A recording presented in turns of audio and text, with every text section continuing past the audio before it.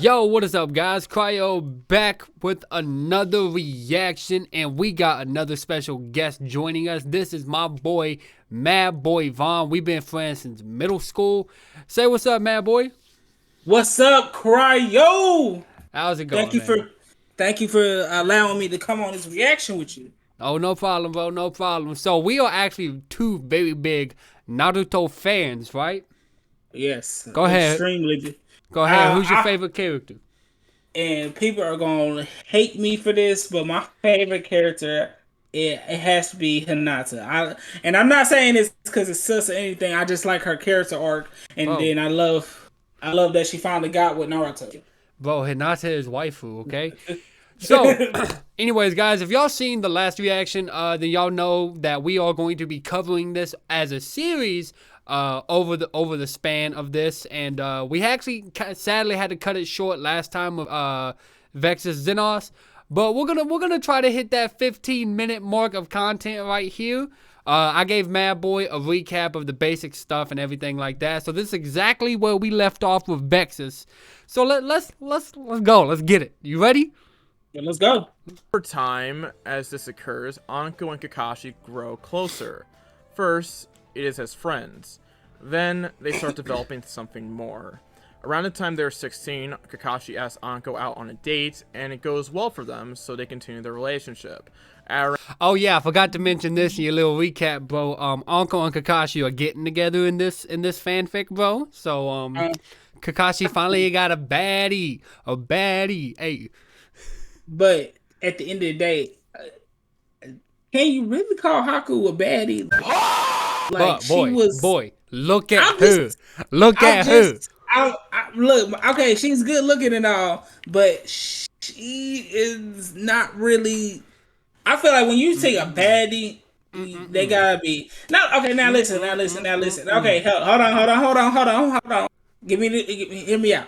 Would you rather have a baddie that doesn't really do much, or somebody that's decent looking that's gonna help you out in a tight situation? Bro, Anko was instrumental in helping find Orochimaru during the tuning exam arc. What the heck is you talking about, bro? One arc. She was also on the ship. She was also on the same ship that sailed Naruto's ass over to Turtle Island so he could train with Killer Bee. What's up? Whatever. Still don't. Come on, she a baddie, bro. Okay. You gonna get roasted in the comments. I don't care, because opinions are opinions. Anyways. All right. Pop Smoke said it best. Shorty a little baddie. She my little boo thing. Anyways. And he died, so. Hey. Don't you dare go disrespecting Pop Smoke like that. Oh, I love Pop Smoke. I love him. Go disrespecting I would love that him. guy, bro. I love him, but Fuck I'm out of just here. saying. All right, let's get into this, man. We've been paused way too long already. Around age 18, Anko officially moves in with Kakashi. Oh. Naruto is pretty happy with this, as he really likes Anko. One day, as Kakashi and Anko explain their relationship to Naruto asks, "Wait, would that make Anko my mommy?" Anko would just say, "Not officially, but if all goes well, it should be a possibility," as both Anko and Kakashi smile at each other. And it would go well. You know, I know he says smile at each other, but it sounded like he said smell each other. That's why it did sound like he said smell each other. And then that's a real interesting concept that at the age of 18. They moved in with each other. Well, you know how it is in the anime world, in these timelines, especially in Naruto. I mean, if you really think about it, Kakashi graduated became a chunin at 6, a jonin at 12, Anbu by the time he was in his teens. So I mean, it really don't seem that far-fetched for him to get married at a young age, considering these are time periods where wars broke out a lot. How old was Kakashi when Minato died? I don't know, cause it was a little after he became Chunin.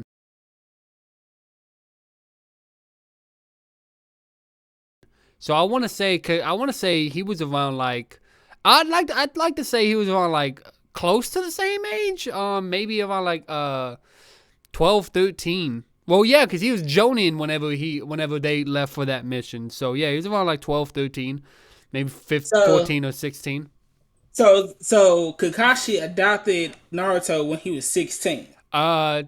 Well, in the sense of this timeline, yes, he took him in at 16 because this again, since this is fanfic, it kind of takes liberties with some of the actual canon from the story. So we do know that Kakashi did go through that deep depression after Minato and them died. He thought Obito was dead. He had to kill Rin, and then his sensei and Kushina died, and so he just beat deep, dark depression. And I can't remember if it was the third Hokage or Might Guy who actually convinced him to come be a teacher at the academy, which is what kind of got him out of that slump. But he had a Might Guy. Yeah. I think it was Might Guy. I can't remember who. But anyways, earlier on in this series, he was having a conversation with the third, which is what I told you about before we started this. And the third talked him into adopting Naruto because Naruto was the son of Minato. Right. But so yeah, no, getting married like that, getting married at a young age and something like this shouldn't be that surprising, you know? It's not at all, because at the end of the day, in that time period, people, like if we take it like real life, if in that time period, like in 1900s basically. Yep. Oh well, no, bro. This time period goes way further than the 1900s, man. This is supposed to be a fictionalized version of the Warring States era. Obviously, since Naruto has a touch of modern in there, it's an anime, so you can't really place the timeline for it. But it's definitely a fictionalized and fantasized fantasy, retelling of the Warring States. Yeah. So, but Japan. And at that time, people were still marrying young. Well, you see, I don't think it has anything I don't think there's really any real world connections with the marrying young. I think this is just what the artist who, the storyteller who did this fanfic is wanting, because Anko, as far as we know, didn't end up marrying anybody. And Kakashi, as far as we know, also didn't end up marrying anybody. So I think this is just for more in terms for the story he wants to tell. Right, I get that. So I'm not shocked about them getting married. And I think I was trying to think a little bit theoretical with it. Well, sometimes you can't do that with fiction. All right, let's get into this though. I'm gonna have all those commenters that'll be like, reactors shouldn't pause 10,000 times. They're all gonna be on me on this one, bro. Wait a minute. They're all gonna be on me on this one. Before we unpause, remember the reaction we did before? They was like, They was like, well, if you want to talk, we heard y'all talking. You pause the video. So, yeah, well, you see, there's the thing. That's the thing, man. You can't please everybody. So like, I just be, whenever I get those comments now, there's a video I send them to, and I'll send you the link later. But you definitely utilize that. It's so funny. But yeah, no, we got to get back to this. We got to go. Okay, cool. We're gonna spend like 72 minutes talking. And we only made it about 45 seconds. So yeah, for real. So as another 2 years pass, and Anko and Kakashi officially tie the knot. And it is a beautiful wedding with a Naruto that is happy for two reasons. One, he's happy as a mom, and two, he's happy for his father. However, there's something that does not make him happy. Glares and hatred. Something he has noticed over the years ever since he turned 4. Why would that still... Now... I guess, okay, I see why it would still be a thing. Even though he was adopted, he was still not indirectly causing the villages... I think people should just got over that. Well, it does. It's still, even though this is supposed to be fanfic, it still sticks mostly to the canon. So Naruto is still the Jinchuriki of the Nine Tails. So people are still going to hate him. It doesn't matter that Kakashi and Anko are around him. He's still the Jinchuriki. He's still seen as the reason that the leaf was destroyed all those years ago. No, I understand that, but I just say that I think they should just got over it. And at the end of the time, like, we gotta remember, at Naruto's age, it'd be kids that still hated him. Yeah, that was even born at that time. It wasn't the fact that the kids hated him. It's the fact that their parents told them not to hang around him, and so that kind of just like latched onto the kids. Because you can see Shikamaru Kiba Choji didn't give a fuck to hang out with Naruto. Sasuke didn't give any fucks to. Well, I mean, I guess because Sasuke's parents were dead too, he could. He couldn't really be told not to hang out with Naruto. But it wasn't the fact that all the kids hated Naruto. It's just that all the adults did. Like, even Sakura, as badly as she fucking disliked Naruto, she didn't hate him for that reason, you know? Right. But yeah, okay, we actually gotta get we actually gotta watch for like more than 10 seconds. Okay. I know we're just us two. How often we talk about this, bro, and how much of a tangent. Like, me and Vexus went on a bit of a tangent in our episode. So like I know what we're gonna do. I know. Why is this the case, you ask? A man named Danzo revealed the secret of Naruto being a nine-tailed Jinchuriki to the village. Oh, that bitch. He was one of Konoha's higher-up elders, and was also, in a way, Hiruzen's rival. He always thought he would be a better Hokage than Hiruzen, and in an attempt to undermine him, he told the secret of Naruto to the villagers. Hiruzen did nothing to stop him, as there are no other counters to what he has done. He was a horrible... Kakashi, though, is kind of livid because he does not like seeing his child ask why he is so hated, and at times cries about it. No parent wants to see their child cry, so he decides to have a talk with Hiruzen. Kakashi says, Hiruzen, what are you going to do about Danzo? You've already told me he's the one who leaked the secret about Naruto being a nine-tailed Jinchuriki. Kakashi's gonna fucking kill Danzo, bro. Kakashi's gonna kill Danzo, bro. Oh, it's over with. It's over with, bro. I know I said something about watching it, but like, damn, yeah, nah. Kakashi's about to fight this dude, bro. Yeah.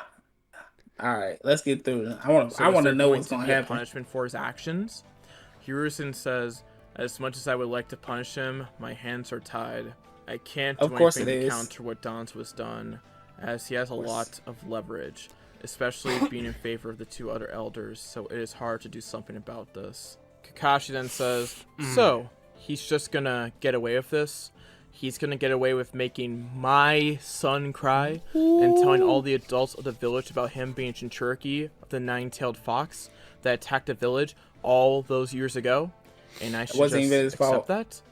Hiruzen thinks to himself. Funny thing about that, the same thing happened when me and Vexus did this, and I said I was gonna edit out the ad, and I went to edit and completely forgot to edit out the ad. Oh, goodness gracious. I completely forgot to edit the ad out, bro. Remind me on this one to not forget. Okay. Looks like I was right to choose him to adopt Naruto. Hiruzen then says, "I will think of something, but it won't be able to match what Danzo has done. But I will promise you this. When the time comes, Cryo. I will get his..." What's up? My second half is waving at you, but I keep telling her you can't see it. What's up, Liana? He said so. We in the middle of making a video. No, we got to post it, but we're in the middle of making a video. Is due. This, I promise. Kakashi wants to say more, but will just accept it and will leave the office. Kakashi wants to say more, but will just accept it and will leave the office. Kakashi, after the wedding, decides to see where Naruto is in terms of how academy ready he is. To do this, he decides to try to teach him some of the academy jutsus early. Okay. Such as the transformation jutsu and the clone jutsu. However, Naruto seems to struggle with the clone jutsu very early on. More so than other children at his age do. Kakashi figures this could be because of the Nine Tails, as he knows Naruto has higher chakra reserves than normal. In fact, he's probably double his reserves and he's only 6. Kakashi decides why not and teaches him the Shadow Clone Jutsu, since that jutsu is more chakra based. And Naruto succeeds with it, as he creates around 5 Shadow Clones. You know, I really hope this moment gets recreated, but like that first time when he used the multi Shadow Clone Jutsu against Mizuki for trying to body Iruka, oh my god. Oh yeah, that right there rivals Goku going Super Saiyan the first time, in my opinion. And I have to agree with you on that, because he said, he was like, what did he say? He was like, if you lay a hand on my master again, I'm gonna kill you. Oh. And then that was just like, dang. Bodies. And go ahead. Oh no, go ahead. You go first. But yeah, man, like Kakashi teaching him this. Oh, Naruto about to be OP. He got Kakashi after that. He about to be OP, bro. He about to be OP. Yeah. Because at the end of the day, Kakashi was OP with one Sharingan. Then he was like double OP with two Sharingans. Well, I mean, the two Sharingan he really only had for one fight. But still, he was OP. He's OP without the Sharingan. What you mean? Yes, he is. He bodied. Didn't he bodied? Hey, your was mic. it in Naruto the last movie that he didn't fight in Naruto the last. I swear I thought he did. He was Hokage in Naruto the last.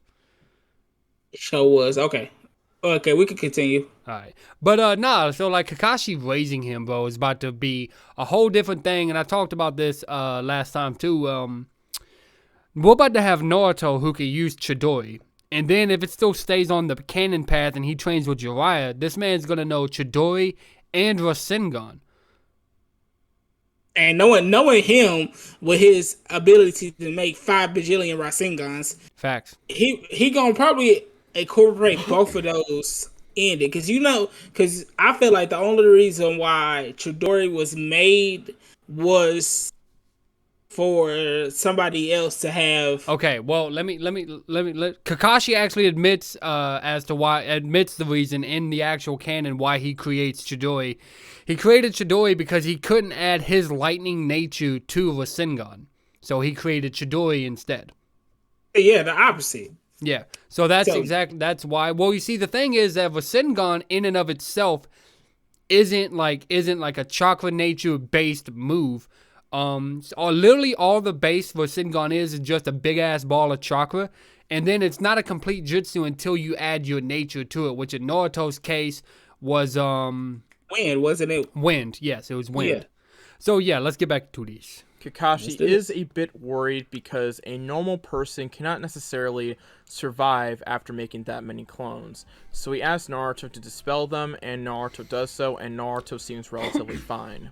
Kakashi is shocked at this, but then figures that it must be because of the fact he has very high chakra reserves, and because of that, he can actually make more than the usual 2 clones with the Shadow Clone Jutsu, which is going to be a very useful tool for someone like Naruto, because not a lot of shinobi can make as many clones as he potentially can.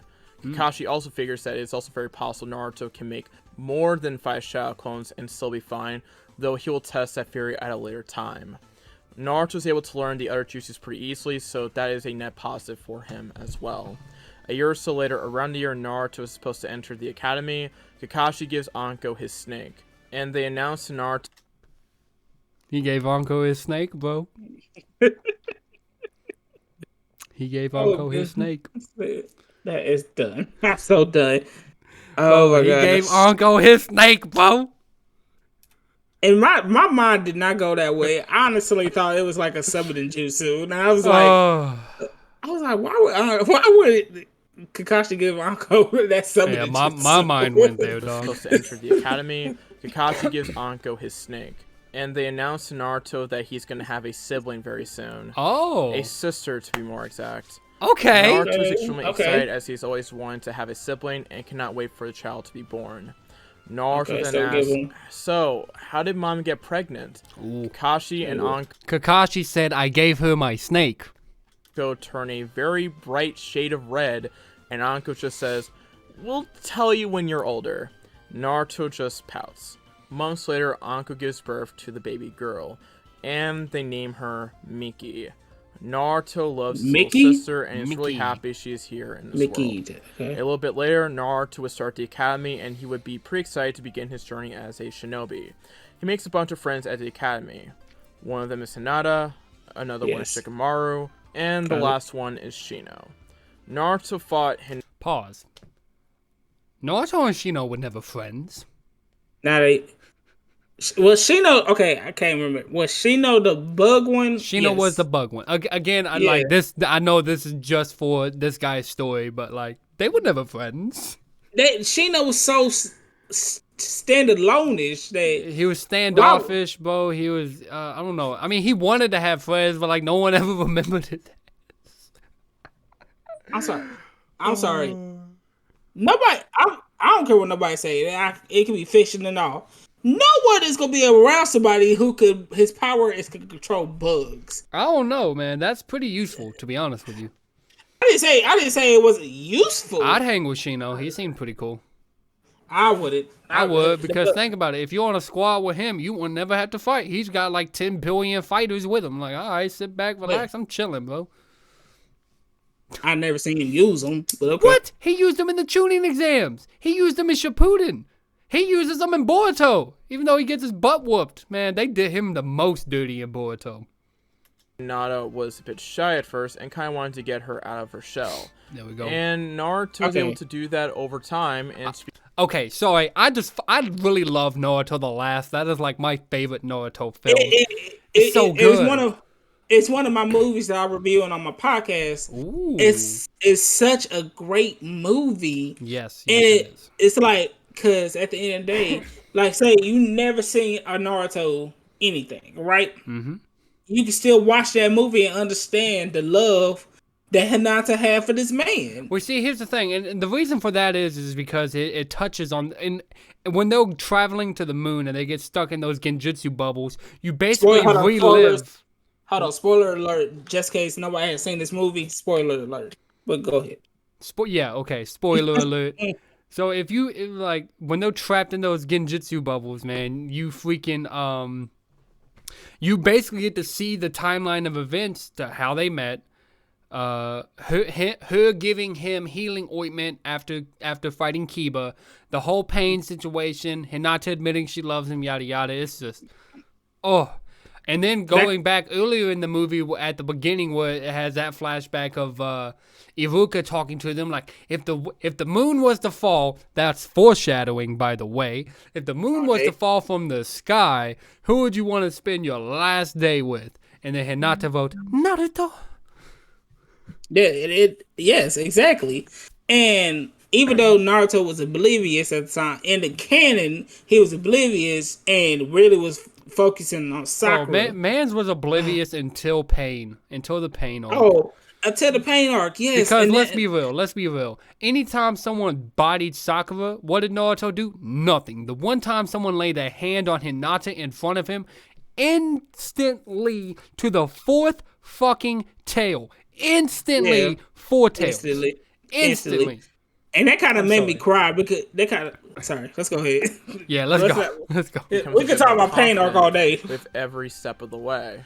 And she and Naruto will end up becoming good friends, which will create some results for Hinata in terms of training and life in general, which I will talk about later. Naruto will show himself to be an impressive. So does that mean that Hinata still has that love for Naruto in this fanfiction? Most likely, because even in the main story, even though they didn't really talk much, it was Naruto's dedication and his attitude that kept Hinata going. And because he saved her. Like, so far, that hasn't really been the case. It could still show up later, but so it was Naruto's dedication, his attitude, the fact he'll never give up, that drew Hinata to him to begin with. So this should still be the case. I hope so, because Academy, and this gets the attention of the prodigy of the Uchiha clan, Sasuke Uchiha. Fuck Sasuke. Both will have a bit of a rivalry with each other over the years and will end up using that rivalry to get stronger, which is good for them.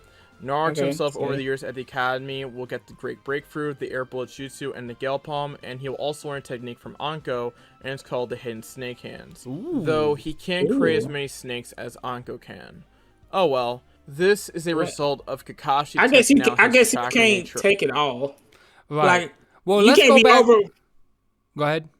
You can't be overpowered off the jump, because you got to remember, in the canon, Naruto didn't know basically no jutsu except for the sexy jutsu and the shadow clones. Well, okay, the sexy jutsu was created out of necessity, because in order to get attention, he was a prankster.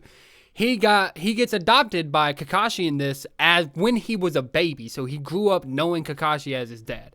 So he didn't really have that need for attention, that want for attention, so he never developed the sexy jutsu. And this time around, having parental figures in his life all the time, it kind of helps. But I want to listen to the ninjutsus he said he learned. We'll get the Great Breakthrough, the Air Bullet Jutsu, and the Gale Palm. Okay, the great breakthrough, the air blows jutsu. I think he said air blows jutsu. He did say air blows jutsu. Okay, he said and then the great gale palm. So he's already learning his chakra nature is wind nature, and great gale palm is actually pretty fucking useful. I believe at some point the Hyugas use that. So yeah, the Hyugas use that to push them away. Yeah, so because you can put that on Neji in Ultimate Ninja Storm 4. So yeah, so that's useful as shit. And then great breakthrough, I don't know what that is. I'm going to assume it's another wind style technique and same as air blows, but I mean unless that's a fan made jutsu for this story, I have no idea what it is. So hey, someone watching this, if y'all seen this before, let me know. And he'll also learn a technique from Anko, and it's called the Hidden Snake Hands. Though he can't create as many snakes as Anko can. Facts. Oh well. This is a result of Kakashi testing out his chakra nature early on, and learning it was wind. And with a bit of help from Kakashi's training and some clones, Naruto is able to get decently ahead of his peers and rival the Uchiha in terms of skill. Though Sasuke does have the edge over Naruto in taijutsu. And in fact, Naruto's learning some powerful jutsus makes Sasuke train hard to get the Phoenix Flower jutsu. Ooh. Good for him. Phoenix Flower is actually my favorite fire style ninjutsu from Naruto, and that's all thanks to Obito in the Ninja Storm games. Yeah, it's a real good fire style jutsu. His ultimate with the Phoenix Flower, just from how he I think he kicks motherfuckers back, leaps up, shoots the Phoenix Flower jutsu, runs at them, slices them with a kunai before the fire hits them, and then the fire hits them, and it's like, oh, that is badass. That is. So in this fan fiction, basically, both Naruto and Sasuke are gonna be dumb overpowered. We see in this. Okay, like I said, it still sticks. It's still sticking mainly to the canon. So Naruto and Sasuke still had their rivalry. It just took a lot longer for it to actually become, even-sided, where both Naruto and Sasuke... Well, Naruto was making enough progress for Sasuke to be like, I should probably train harder. Whereas in this, again, it's having the parental figures. And when one of your parental figures is fucking Kakashi and the other one is Anko, like... Anyone in that academy is going to be like, well, we've got some fucking catching up to do here, guys. We got some catching up. Because Anko trained under, before Orochimaru went, bad. I believe Anko trained with him and was also experimented on by him. She has a curse mark. So, I mean, you can pretty much see that she could be busted. And then Kakashi's Kakashi. So Sasuke seeing this is going to be like, yeah, I can't really lose to this guy. So the rivalry's still there. It's just kicking off a lot faster. Yes. Okay. Naruto will also take an interest in learning Kenjutsu, or using a sword. Ooh. And Kakashi's kind of happy about this, as he has always wanted someone to be able to use a blade like he and his father did. So he decides to show Naruto a fin or two, but gives him a wind sword for now. Ooh, eventually, Naruto and company reach the 4th year of the academy, which is when they're supposed to graduate, and Kakashi decides to ask Hiruzen for something. You want him to find out about the Nine Tails? Hiruzen asks. Kakashi nods and says, yes, he's going to find out sooner or later, and I would rather him find out from me than somebody who is going to blabber out of his/her mouth. He has made great progress on his train and is very far ahead of his peers minus Sasuke. Please, just let me tell him. Hiruzen sighs and says, alright, I do owe you at least this, so you can tell him. Kakashi nods and will go tell Anko that they are going to tell him the secret of him being a Nine-Tailed Jinchuriki, and Anko and him will call Naruto to the living room. Naruto knows what the Nine-Tails is, but will at first be confused at what a Jinchuriki is, as Anko and Kakashi are telling him the secret, until Kakashi says, is basically you having something inside of you, in this case a tailed beast. You know how seals work, correct? Naruto nods, and then Kakashi says, well, it is like that, but you have the strongest of the 9 Biju inside of you. Naruto's eyes widen, and then he will say, oh, I get it. And I guess it's also the reason all these villagers hate me, because I have something that attacked the village inside me. He's taking a lot better than I thought he would. Yeah, I thought he was gonna explode with anger. Yeah, but I guess cause in in the show, somebody told him that he was the nine-tailed beast. Yeah, that was Mizuki. Yeah, and Mizuki. That's how we established that he was mad because he never knew why these people didn't like him. Exactly. And so for somebody like his dad telling him, "Hey, this is why, this is that," I promise, I'll probably be like more safe with me knowing like it wasn't my fault that I was born like this. I just gotta overcome it. Facts. So facts. But yeah, so like I don't know if I expected him to bust out with anger, but I expected him to react. Remember how in the Pain arc when he was fighting Pain and the Nine Tails almost got completely released and Minato showed up, and then he broke down on Minato like, why would you seal something like this inside of your son? Do you know the shit I had to go through? So I kind of expected a reaction similar to that, to be honest with you. But if you still remember that in the canon, nobody really didn't fool with him until after the Pain arc. So even though he did good for all this amount of time, people are still seeing him as the tail beast. Right. So I guess that besides him being by himself for so long and getting a Ruku, but Ruku was never really there like how Kakashi is in this story. So at the end of the day, wait, who'd you say before that? Did you say Oroku? Iruka Sensei. You mean Iruka? Iruka, I'm sorry. Come on, bro. Come on. All that hype at the beginning of the episode, man, when we were like, yeah, dude, we're like huge hardcore Naruto fans. You gave his name, bro. Still, sometimes names are hard. If anybody in the comments tell me that names are not hard, I would debate with you any type of the day. That's the quote. That's the quote of 2022, guys. Names are hard. Names are hard. Hey, just because I don't feel like editing like a 40-minute long reaction, we're gonna wrap up at the 20-minute mark. Okay, so we got another like a little over a minute. Okay, so because I don't know how long this has been, but I'm pretty sure once I go look, it's gonna be like 30 minutes. I'm like, fuck. All right, bro, let's go. All right, no more talking to Kakashi nod, and Anko says, "We're sorry, Naruto. We wouldn't have wanted to keep this secret from you for so long, but we had to wait until you were old enough to digest this information." Naruto then says, "No, I understand. I probably wouldn't have been able to handle this information when I was like 7 or so. Thanks for telling me all this, though." Anko and Kakashi will smile, and then they will hug their child. Miki then appears and also decides to join in on the family hug. Anko, Kakashi, and Naruto just smile. A little bit later, when Hiruzen asks how Naruto took the information, Kakashi says he took it very well. Because of this, Hiruzen decides to give Kakashi permission to tell Naruto about his parents, and Kakashi decides to wait until he's about to graduate. Yeah. And when Naruto is a couple days away from graduation, he decides to tell Naruto about his parents. Oh, this is gonna be heartbreaking. I'm already invested in Kakashi as a dad. Right. Okay, if this part of the story goes over the 20-minute mark, bro, we're watching it. Okay, cool. All right. And drags Anko in again. Kakashi will say, "Naruto, we need to tell you something else that we have been keeping from you." Naruto says, "Another secret? Damn, I hope there isn't more of them, but you probably had a good reason to keep it from me, so what is it?" Kakashi says, "You know I'm your father, right?"